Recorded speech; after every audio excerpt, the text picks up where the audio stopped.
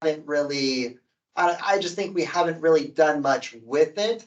And I don't know that that is completely clear. It's not transparent to students. We just need them to know what we are doing. And if that's a decision that administration wants to say that, no, they do get points taken away as a consequence, but we're not giving points for it. Fine, great, but that still needs to be clear to students.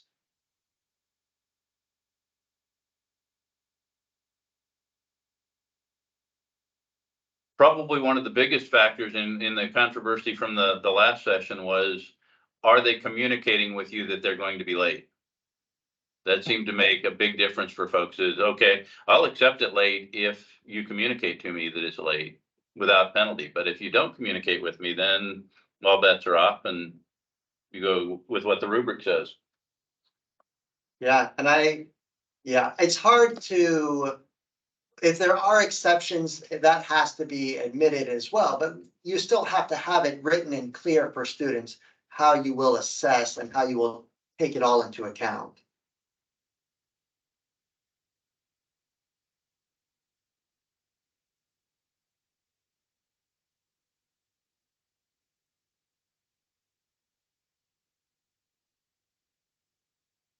I think in the 200 level, we have it, I believe it's in the syllabus, if I can remember correctly without looking. We have, if your assignment is going to be later, if you're having difficulty, to please contact faculty prior to the due date. So if they tell us before that they're having difficulty, we'll accept it, being late, but that's it. I don't know. I think it needs to be, like you had said, it needs to be transparent to the students what it is. But Marla, I like the idea that it's in the rubric. Yeah. I also think, like sometimes you might, let's say the student has a baby and she's working on her assignment. It's due the next day and the baby gets sick and she has to take it in the emergency room and they're in the emergency room all night. She didn't think about calling the teacher. I'm sorry, but if it was my baby, I would not be thinking about calling the teacher, even though I have done that in the past. What do you do then? She didn't let you know ahead of time. What's wrong with an email? Hey, I'm going to the ER with my child. I'll let you know. Like, that's a talk to not text. breathing very well. In ACE, we just have a blanket statement that says, if you're late, you lose this much. It's in our syllabus. So we don't even require them to tell us or update us. They just know that if it's one day late, they're docked this much. And we did percentages versus points so that it seemed more fair to everybody. So whatever grade they were earning, they were still earning that minus whatever the percentage was that it was late. Is there any mercy for those that do have something like a doctor's appointment or a sick kid, anything like that? 100%. And we talk about that, especially at the beginning of every course, like, communicate with us. We're always willing to say, yes, if you've come to me and said, hey, I have X, Y, and Z going on and I can't get it in until this time, where we will say, perfect, get it to me by this time and you don't get docked. But that's that open line of communication that has to happen between the students and faculty. 100% agreed. Yes.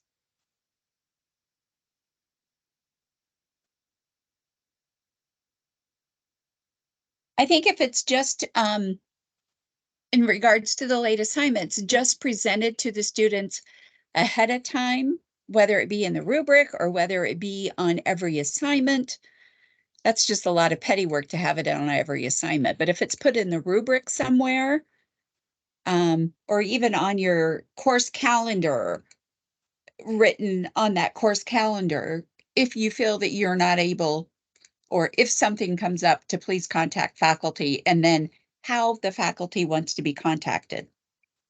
I don't want a phone call at 12 at 11:59 at night saying, "Oh, I don't have this done. Can I have an extension?" Or something came up. You know what I have gotten emails like that 10 minutes before a quiz or an exam or something's due. I just leave it until the next morning and I say, hey, I'm glad you told me, but I was already out of the office. I was not focused in on this. This needs to be, and it really depends upon the reason. If they are sitting down to do it and they're at the ER from 4 p.m. to midnight or 2 a.m., like there are differences in that. And that's where it gets to discretion of the faculty and it's a little bit more muddy.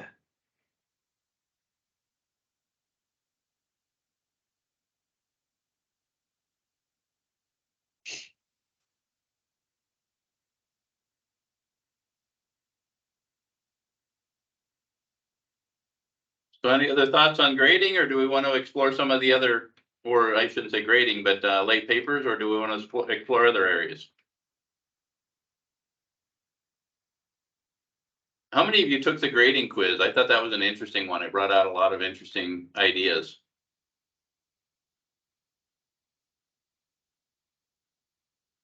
If you haven't done it, number 5 has an interesting quiz. And I thought there were some interesting answers there.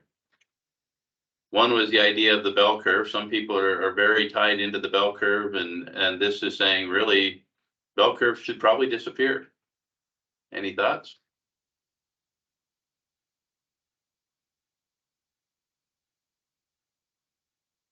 Well, the bell curve, is that released out to the students? I'm sorry, what was that? Is the bell curve released to the students so they can see it? Yeah. Does the bell curve matter more in undergrad versus graduate? Or is it still relevant or not?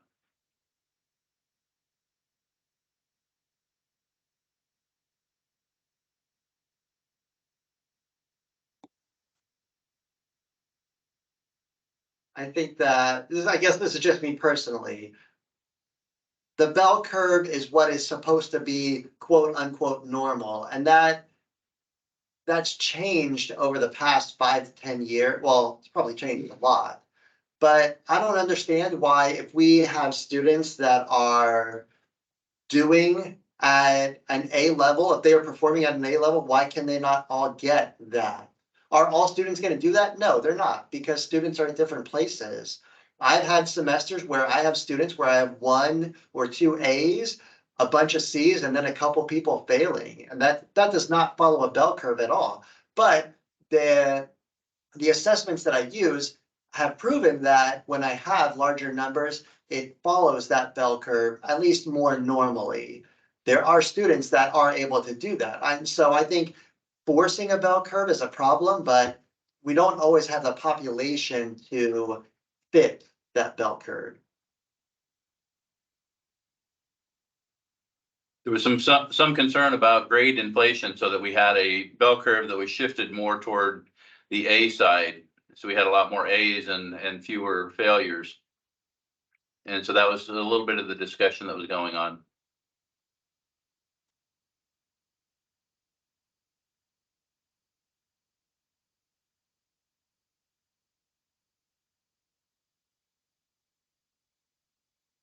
Wow. Quiet group this week. So I didn't take the quiz, so I just took it. And well, I'm taking it right now. And one of the things says grades are less accurate when behavior is included in the grade. That is the quote, it's what they have highlighted as green as the correct answer. I feel like that's wrong. That's why I encourage all of you to take the test. There's some long held ideals about what should happen in grading that this quiz tends to challenge. So I thought it was pretty interesting to read. I mean, especially when we're talking about skills. In my AP lab, I have students learn how to take blood pressure and learn how to listen to heart rate, listen to the lung sounds. I don't understand why those are soft skills that aren't, like, why would those not be included in a grade? Why would that make it less accurate? You know, I had the same thought. I think my answer must have been similar, because I come from obviously the clinical setting where I don't assign grades per se, but I look at what they're actually doing. You know, they're hands-on. So it was shocking, but when I thought about it, quite honestly, my skills are laid out point by point. So they know that they have to perform A, B, and C. And I wonder if this speaks more to, you know, those, you know, student participated in conversation or student was active. I wonder if that's more what that soft skills means in this quiz. That's just what I was kind of interpreting. I think you're right on there, Jessica. I think that when it comes to a competency, that's more of a graded activity. I think the soft skills they're looking at are like, because it ties into late papers. As you take the quiz, you should not just detract, according to them anyway, you should not detract for a late paper. The way that their presentations go, you would grade entirely on the content of the presentation and not on necessarily how it was presented.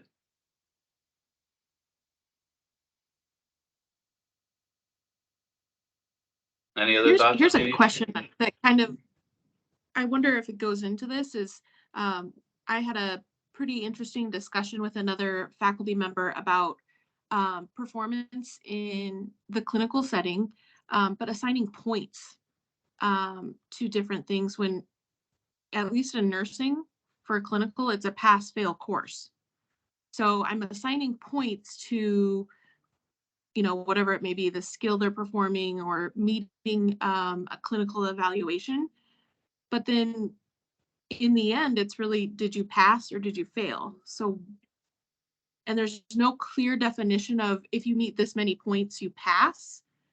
So I'm just wondering if that's something that should be looked at. Why are we assigning points when shouldn't it be overall, did you pass or overall, did you fail based on, you know, whatever we're assigning? Jessica, I know when I used to teach an undergraduate, I started doing the clinical points, but I stated how many points they had to have, and Yeah. So there was a certain percentage of the points they had to have to pass. So if that's not being done, then how are students supposed to know if they're passing or failing if they don't know how many points they have to have? Jessica, are you referring to the Google Docs or are you specifically referring to the points for the clinical paperwork that's turned in, care plans, concept mapping? I'm talking about the Google Doc. Yeah, you're right. The Google Docs, it's more, that's very a hard one. But for me, it's easy as looking at if you've mentioned, say, they're wearing a gray I think this quiz. cover jacket for You think what? clinical, and in the handbook it says white I think it is. for a lab jacket or a scrub jacket if they're cold, or the white undershirt that's not waffle weave. If you've mentioned it once and then next week they're still wearing it, they don't get a 3 that week. I give them a 2. And then the next time, if they're still wearing it, they get like a 0. And then for the Google Docs, they just have to have 3s in every column by the end of the semester. Excuse me, at the end of the semester, they just need 3 in all of those objectives. So you can start out as a 3 because it's hot outside and hot in a hospital setting, and then they could go down to maybe a 1 because you're wearing a gray scrub jacket and it says needs to be white and they've been told, and et cetera, and then they end up having a 3 by the last day of clinical. That's their Google Doc, their weekly document, and they pass that document. But the document is more, are they meeting or have they had the experience and did they successfully, quote, pass medications by doing all the 5 rights? You know, I don't know. It's so subjective. It's subjective and it's really hard to sometimes be biased to that. But for the Google Docs, it's either they're satisfactory or unsatisfactory by the end of the semester.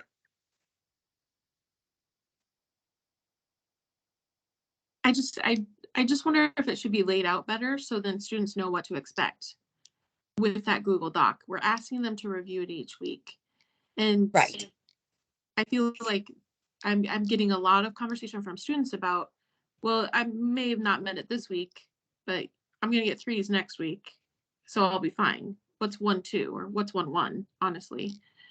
And Right. I just wonder if there's a better way to evaluate that's clearly stated, 2 fails in clinical means, whatever, you failed the clinical course. I just feel like there is some bias involved in that grading that maybe needs to be looked at. Yeah.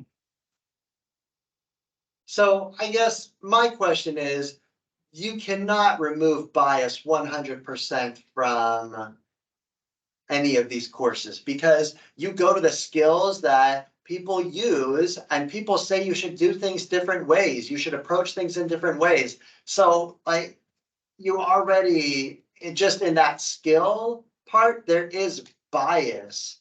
And while you can remove some of it, it's important that we focus on what are the main outcomes and can they do that paperwork? Are they able to have those skills? Do they have the knowledge to be ready to move into the clinical aspect? Like those are what we really need to be focusing on rather than the other pieces. But those other pieces are important. Making sure they turn stuff in on time is important. That's what we expect out of students. They're going to have a time limit on the NCLEX. We have to give them time limits in tests in order to prepare them for that. I don't understand why we can't use those as markers and tell them, like, give them rubrics. This is why you're getting points. This is why you're not. I don't get how that's not equitable.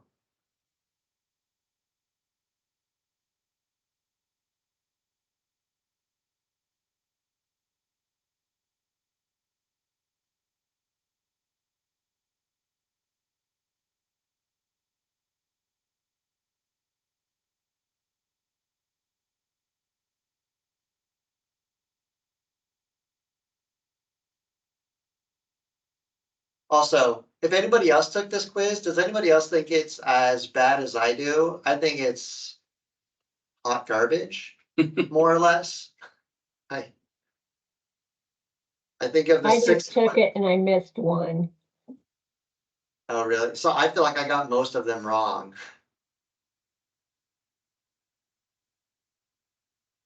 Did you agree with it, Marla?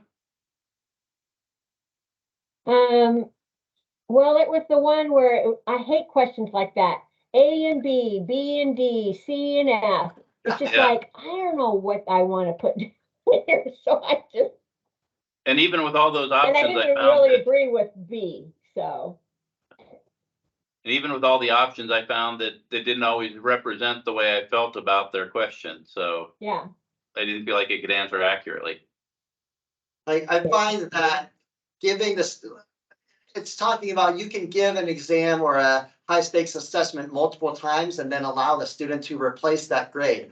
I don't know that I find that equitable in the sense that we want the students to learn the material, yes, but we also have to keep on pace with the course and make sure we're getting through everything. It seems to be like, I don't necessarily disagree with that concept. Yes, if they can take it again, they can score better. But students, especially our students, aren't going to be able to take these exams over and over and keep up with the content.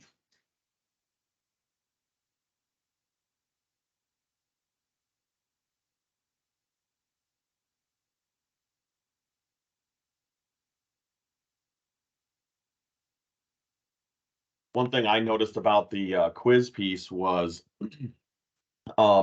that it didn't give a lot of detail for why they gave their answers. Like why do you say that C is the correct answer versus D or what have you?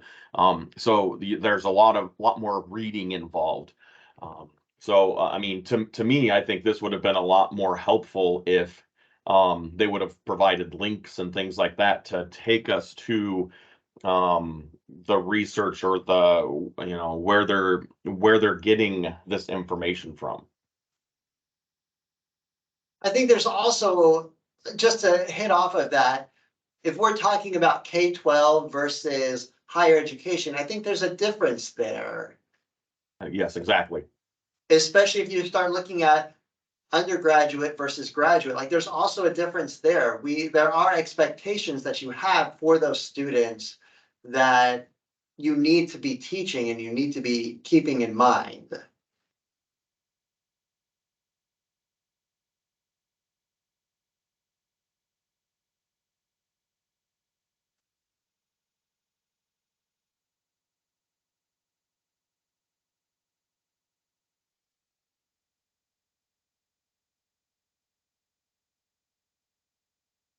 So did anybody else read any other articles that caught their attention?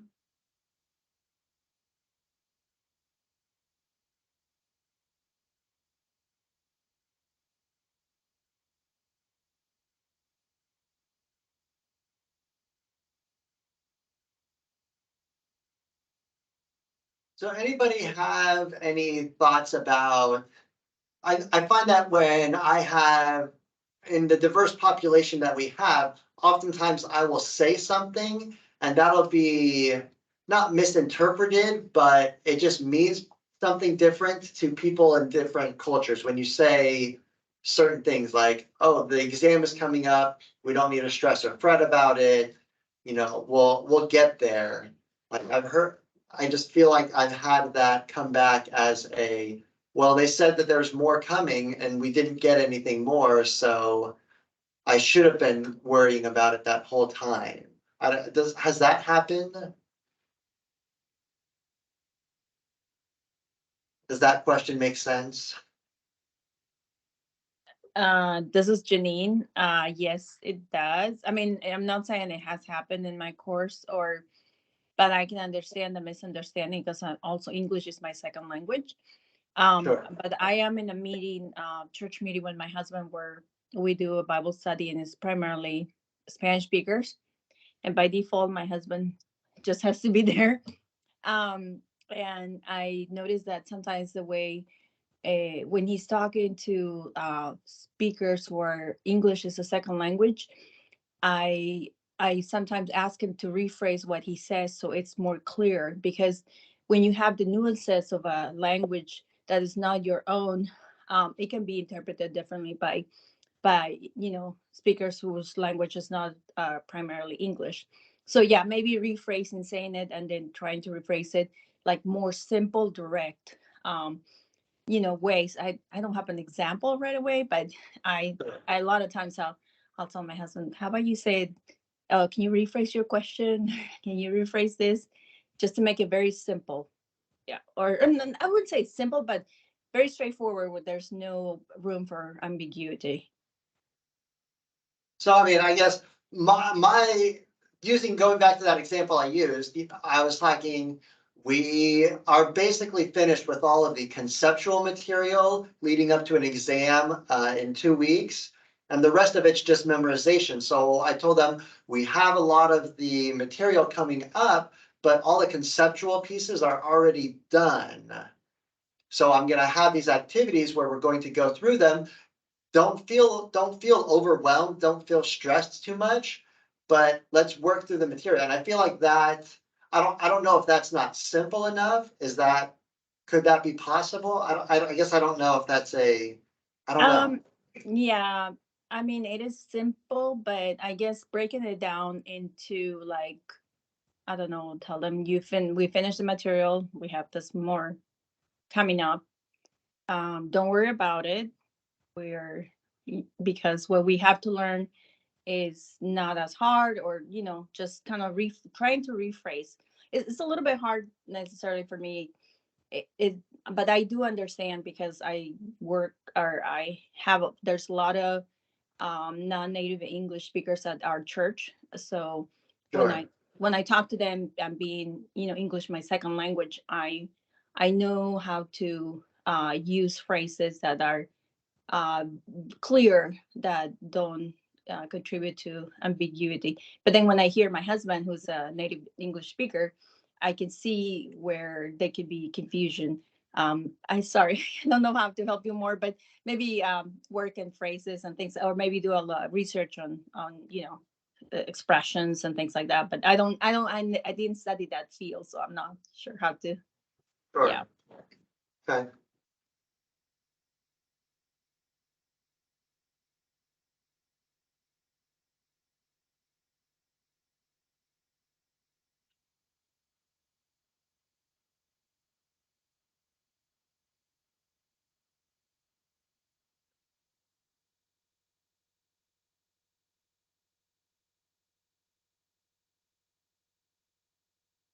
Any other topics?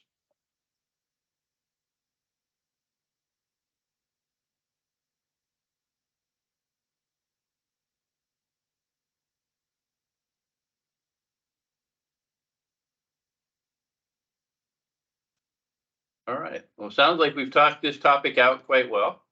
Great work. I appreciate all the attendance and the activity and the conversations. I hope it's helping you as well. I did put a couple of resources out in the chat. So one, we do have a lunch and learn coming up. Let me jump out there so I can see my comments. Wednesday, November 8th from 11 to 12.